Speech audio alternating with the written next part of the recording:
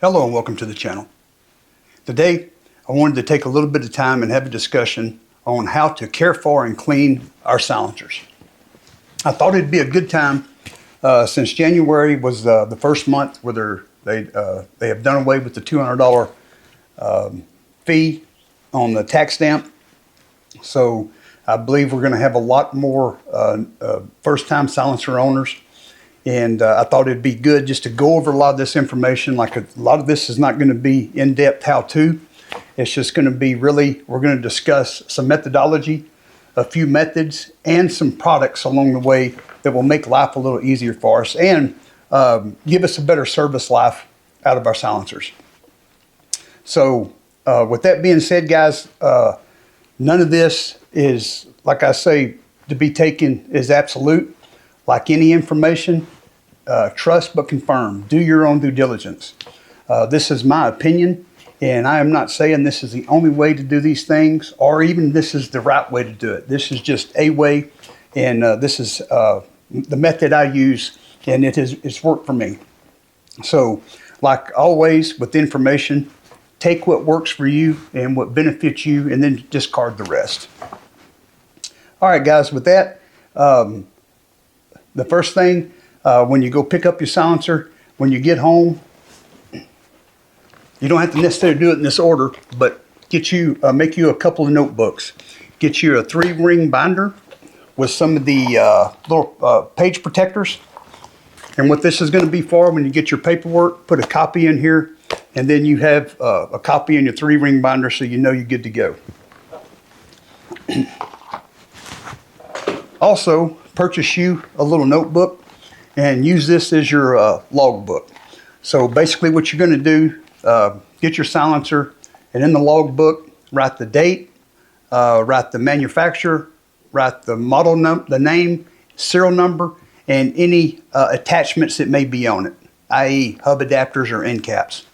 Okay, why this is important, when you weigh it later to compare weights, you want to make sure that we want to make sure we're getting a good apples to apples comparison on the weight. And different hub adapters or end caps could change that. So go ahead and notate that as well. All right. After you get your logbook squared away, now we need to look at getting our silencer mounted up to the rifle or pistol, or whatever we're putting it on.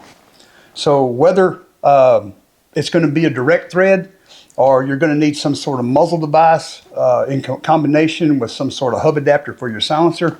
Either way, the process is always going to be the same. Guys, make sure that you're downloading and reading the manufacturer's your manuals, right? Your owner's manuals. There's a lot of good information in there, especially about how to, like for their specific product, like torque specs and things such as that, which is extremely important. And a lot of will be like even how to install. Just depending on what part of the process. Is it their muzzle device, their hub adapter, or are you using someone else's? Okay, didn't mean to get confusing there. So when we mount the muzzle device to the barrel, let's make sure that we are using the proper tools to do so. Something that I see, I think it happens a lot, is I believe people over torque their muzzle devices. Okay, and why this is important, where your threads are on the end of your barrel, that's the last place that the bullet touches before it leaves. And if we over torque those threads, we definitely can make change in there that will impact accuracy in our gun. So be aware of that. Okay. Also, before we install any muzzle device or hub adapter, always clean all the threads, clean all the tapers, and if you have a shoulder on your barrel, make sure that you clean that shoulder.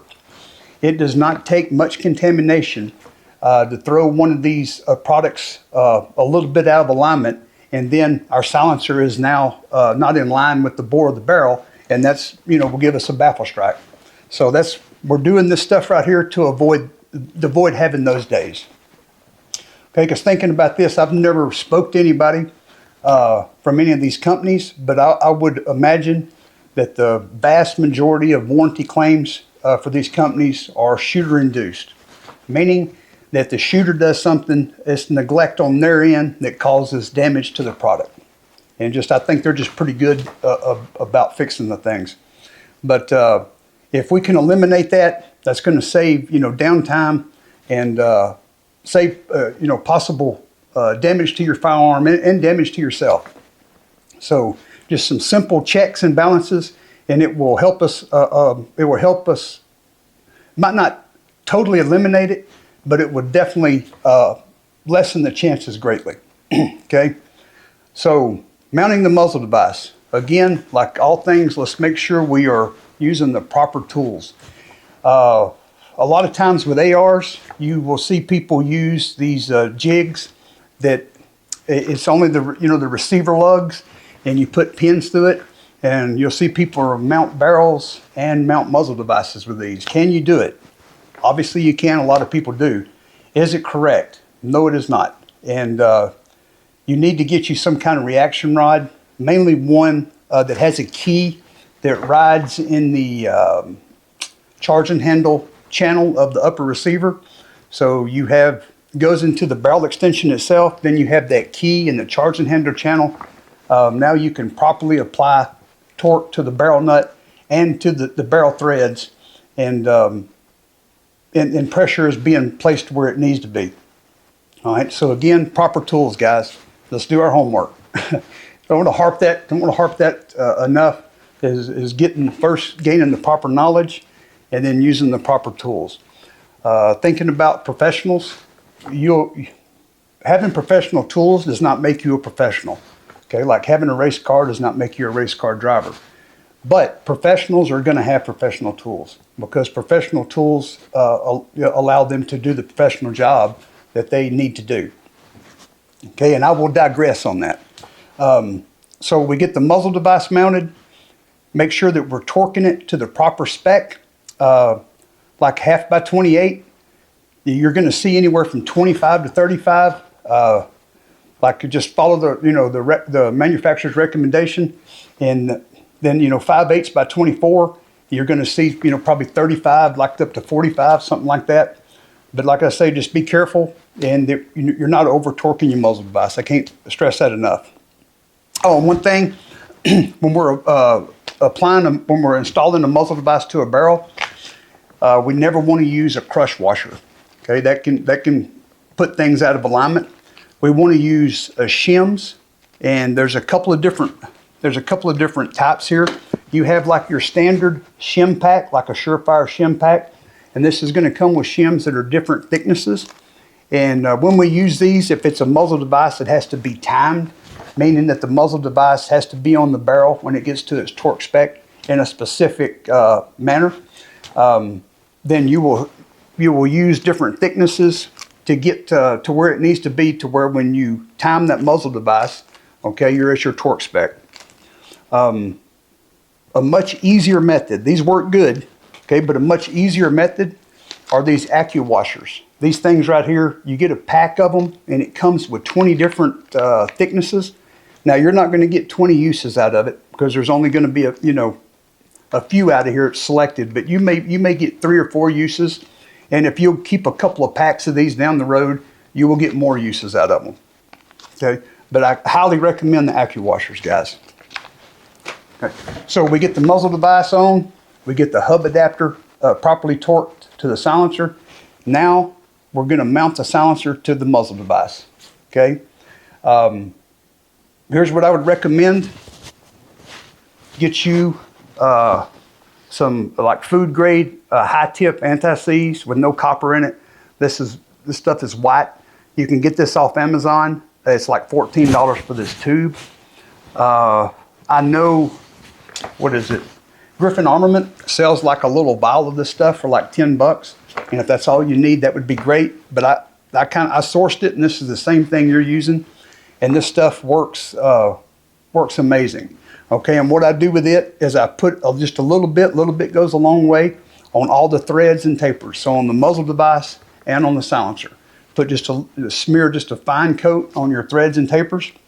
And when you first put your silencer on your gun, I recommend you do like install it and remove it like 10 to 12 times. Okay, and what we're doing there is we're becoming familiar with the action. Okay, we want to become familiar with how tight I need to torque the silencer to the muzzle device. And we're also, those tapers, okay, when we're torquing those together, you're bedding those tapers. Okay, so when you, like I say, do it 10 or 12 times, get the drift of what's going on, and that's going to benefit you in more ways than one. All right, so now we've got the silencer on. We need to check for alignment. And I know this is drug out, guys. I'm trying to go off the top of my head here, and this is a lot of information. So we get the silencer on. Now we want to check for alignment. And guys, I will recommend always check for alignment. If you change a muzzle device, if you change a hub adapter, if you change anything, always go back and check again for alignment. Now, a couple of different ways we can do that. The easiest way, especially with like an AR, is just pop the upper off, pull your BCG out of the receiver, and just look down the bore. Okay, you look down the center of the bore. If you don't see any baffles, man, you're golden to send it. Okay, another method we can use is alignment rods. There's different manufacturers of these. This one right here is made out of carbon fiber. I really like it. This is made by Huxworks. They do make steel versions. So, you know, if you're going to have some silencers, I would recommend getting you some alignment rods. So now we check for alignment. So now we're good to go. Okay, so now we're good to go shoot it. So let's just talk about some tools that will be handy to have, and we'll kind of talk about cleaning them. Okay, your silencer should come with some spanner wrenches. So you see here on the table, I've got different spanner wrenches. Make sure you keep up with those. Those are going to be helpful to you. A steel like pipe cleaning brush, or for pipers. I mean, for like copper pipe, you can get different diameter. This right here is a 1 inch. Okay, and this right here is a 1.5 inch nylon. These right here are good for cleaning out your tapers and your threads on your hub adapter, or you know, on your silencer itself, the threads and the tapers. So just get what size you need, and man, more often than not, just take these brushes and keep that carbon cleaned out of there. If you'll keep the carbon cleaned out of the threads and the tapers, and you'll keep a little bit of this anti-seize on there, that's gonna help you and save you a lot of problems. Okay. All right. All right, guys. Talking about different muzzle devices and hub adapters. Okay. Here we have one from B&T. This is for a Surefire muzzle device. So you have the 3-prong. And when we talk about hub is just a universal thread pitch that the silencer industry has picked to use across the industry, and that's very helpful for us consumers. And the hub thread is it's a 1.375 by 24, I believe. Yeah. And there's also 2 others by Silencer Co. Silencer Co. is the company that came out with the hub design. They also have 2 others. They have Alpha and then Charlie, which are similar. You can change out, you know, the adapters in the end of the silencer. But the hub is the one that has been made very popular, and there are a lot of different companies making product for this. Also, guys, I almost forgot, when you get your silencer, if it does not come with a hub adapter or a flash hider ready to go, be aware of how deep your blast chamber is. Okay, your blast chamber from the end of your silencer to your blast baffle, because take a Surefire flash hider, they're extremely long. So depending on the silencer and the hub adapter you're using, it may be too deep for your blast chamber. All right. Okay, so there we have the B&T with the Surefire. This right here is the Silencer Co. ASR. Again, it's a hub adapter. Here's the hub adapter, and this is a taper with a gear lock. So 3-prong flash hider, tapers and threads. So basically how this works is you screw it down to the tapers, bed the tapers, And then you have a locking ring that actually locks two gears in two teeth that are on the bottom of the muzzle device. Okay, so it's a secondary locking device. Here, this right here is a Reardon Plan B. This is the hub adapter, the Bravo hub adapter, along with just one of their flash hiders. So again, Plan B, hub adapter, and flash hider. This is by Reardon. Now here's a different one. This right here is not hub. This is not Bravo. This is going to be the silencer code Charlie. Okay, and I just wanted to show this to you because this is another taper, a dual lock system where you have a taper lock and then plus a secondary locking system. And this is put out by Griffin Armament, and this is their dual lock mount, which is it's big and it you know, it's a little bit of weight. But if you need something that you know is not going to come loose, the dual lock is give it a look, man. I think it's a good option. And this is just their 3-prong flash hider. And then you have something as simple as just a direct thread hub adapter. This is a little titanium one. Something else that's handy to have. If you do not have wrench flats on your silencer, you need a way that you can get a hold of it to where you can, you know, torque end caps, muzzle device, or hub adapters, or whatever. And these blocks here are this right here is a good tool to have on hand. And you can order these in different diameters. So see what the diameter of your silencer is, and get the block that, you know, coordinates with the diameter of your can. All right, guys. Something else to have on hand is some means to handle the hot suppressor, right? They get hot real quick. So when you buy one, like from Capital Armory or Silencer Shop, they usually give you a mitt. You know, do some research. There are some good gloves you can use and what have you. Here's something that I like to use that my wife found for me. These are some curling iron silicone heating pads, and it's like a pocket. So as long as they're not too hot, you know, you just shot, you know, too hot to touch, you can throw this on there, take it off, set it down, throw another one on, and move on down the road. So the little curling iron pads here, man, I like them. They definitely come in handy. Alrighty, so we covered. Oh, and here's just a few other muzzle devices. This is a Reardon Plan B. This is a little 3-prong. And here is a Surefire 3-prong. And here is a collab by, what is it, Rival Defense and Forward Observation. This is a 3-prong Plan B. So like I say, all these muzzle devices, guys, they're going to come with instructions. They're going to give you torque spec. So don't worry about that. Just make sure that we're following the proper torque spec. Again, do not over torque your muzzle device onto your barrel. All right. With that, now let's talk about cleaning and some of the methods and some of the products that will help us do this, and some over-the-counter products that we can use as well. As far as cleaning, again, resort back to the manufacturer's owner's manual.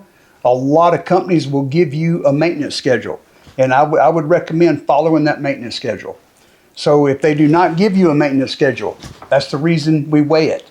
So every once in a while, just check weight, and when it gains about an ounce, it's time, you know, now we can clean it. And now, for like, this is not going to be across the board. Some silencers are going to need to be cleaned more often than others. Like, for instance, ones we shoot rimfire, 22. Okay, those are going to need to be given a lot of attention. If you let those go a long time, you will regret it. And then you take like certain centerfire rifle silencers, it may be thousands of rounds before it needs to be cleaned. But the myth that they self-clean or whatever, that's about like the myth they put out with the AR-15s, 60 something years ago, that they didn't need to be cleaned, right? Well, they do. Okay. Now, some ways of cleaning, depending on the silencer. Like ones now that we have that have more holes in them, more vents, because they're low back pressure or high flow style cans. We're obviously not going to be able to just plug them up on one end and fill them full of a solution and let them soak.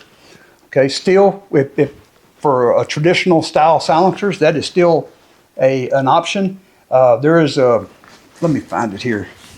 For somebody to be interested, I can find the information and put it in the description. But it's a company, TBAC, and this guy 3D prints.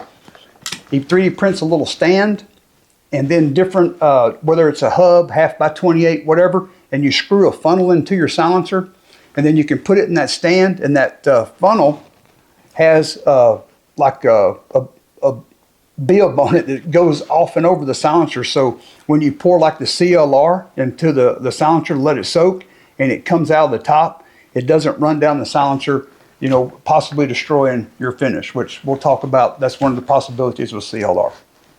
Okay, so if any of you guys are interested in those items, let me know. I will find that information and I will put it in the description. But if you're cleaning in that manner, these definitely would be very handy. Okay, so now the next method is to dunk it, and or to dunk it into ultrasonic cleaner. Now all these have their pros and they have their cons, and there's some things we want to put in the ultrasonic cleaner and there's some things we do not. Okay, so let's talking about to get centered on the solution itself. A lot of people say, man, I'm not going to pay for that. That costs too much. I understand. It is expensive for what it is. The reason I use it is because it is a go-to product that I know is going to work. I'm not going to have to waste any time. I'm willing to pay for that convenience. So if you're not willing to pay, like there are some, like I say, over-the-counter items like CLR or Simple Green that you can use. I will say out of these three, I have the Cat 206, I have the Breakthrough, and I have the Huxworks, I think it's called Suppressor Sauce. Now out of these three, the only one I have used is the Breakthrough. And I will say that stuff works amazingly well, okay? Now the others, I will let you know. I'm going to use both of them here pretty soon, and I will probably make a video and show the results of that. But so I can't speak to the Cat 206 or the Huxworks Suppressor Sauce. But like I'll say, guys, the Breakthrough, this stuff works amazing. You can also buy it in a gallon jug, okay? For this is not an instruction on how to use this stuff. Like I say, there's a lot of other videos out there that already, have put out good material on that. This is just discussing the options, okay? So you can, and there's more than these three. I know of a couple of others, but like I say, these are the three that I have. And if you do not want to spend the money on that, do your due diligence. And like I say, there's over-the-counter, like Cobalt, their maintenance schedule, they recommend soaking the scrambler in 50/50 Simple Green and water. Okay, so that's how they tell you to clean it. Understand when you use these chemicals though, guys, what I wanted to remember. Like they'll say these are safe for finishes, but they'll also tell you you need to test it on a small piece, right? Because they don't know about everything. That's something about CLR you need to be aware of. It will be hard on your finish. It's also, you keep it away from aluminum. And also I understand that maybe even some stainless steel that, I think that's how long it soaks or what have you, but I think it can be a problem. So when you use any of these solutions, understand how it's going to interact with the materials that your silencer is made out of and the finish you have on it, whether it's Cerakote or some kind of anodizing or what have you. Okay. Now, if it messes with the finish or the anodizing, the good thing is it's just going to be how it looks. It's not going to hurt the performance of it. Okay, but still, be aware. Some of these solutions, depending on your finish, it could damage the finish, and that's all I'm gonna. And that's like with the ultrasonic cleaner. Do your due diligence on that as well, and make sure that you're not putting anything in there that does not need to be put in there. All right. Oh, one other thing, guys. A few other products that I find to be very helpful when cleaning off, when you're cleaning carbon. Okay, let me move this out of the way. Okay, and I have used, I've used all of these for a long time and with excellent results. Right off the rip, just some M-Pro 7. Just for cleaning guns, M-Pro 7 works well. It's not offensive, doesn't stink. Now, for barrels, you have the Tactical Advantage and the Accelerator. Okay, use these in combination. This stuff right here is like magic, man. You can also use the tactical advantage. You can mix this with water, and you can use it as to clean your silencers with as well. Okay, so that's another solution. It would be a little costly one because to mix this 50-50 with water, this stuff's pretty expensive. So that would be an expensive option. I do think it would be a good one though, because this stuff works like magic. And then another combination of that by the same company is the carb out. Okay, this stuff right here eats carbon, man, like heat eats butter. This stuff, this is what I use when I'm cleaning threads and shoulders and tapers and getting ready to put a new device on. This is the stuff I use. This takes the junk off, man. This stuff works good. And then one other is the Slip 2000 Carbon Killer. Anything you want to soak and get carbon off of, say like an AR bolt. Please do not use the scrapers that they sell, because when you use those scrapers, you will get the carbon off, but you're also going to be taking off metal. If you need to remove carbon, always use some sort of solution that will eat the carbon, and it'll just let you wipe it off. All right, guys. Oh, talking about the rock set. We talked a little bit about it, but they make a rock set that is made for muzzle devices. Okay, so go ahead and pick you up some of that. And when you're using rock set, ensure that you're installing it correctly. Make sure that you clean all the threads, and make sure that you're applying enough and that you're not applying too much. Okay.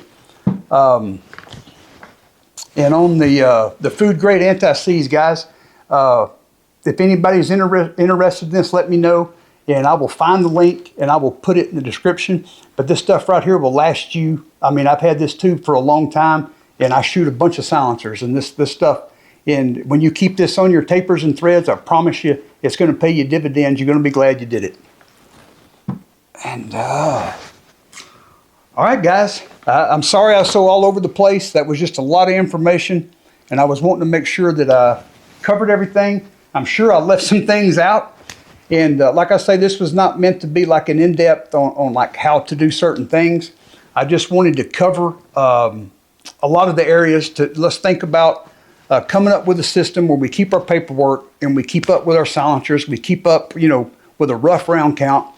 And we kind of know the attachments on them and how in the position they are with the silencer by using some witness marks. All right, well, I appreciate you guys. Any questions, reach out to me in the comments.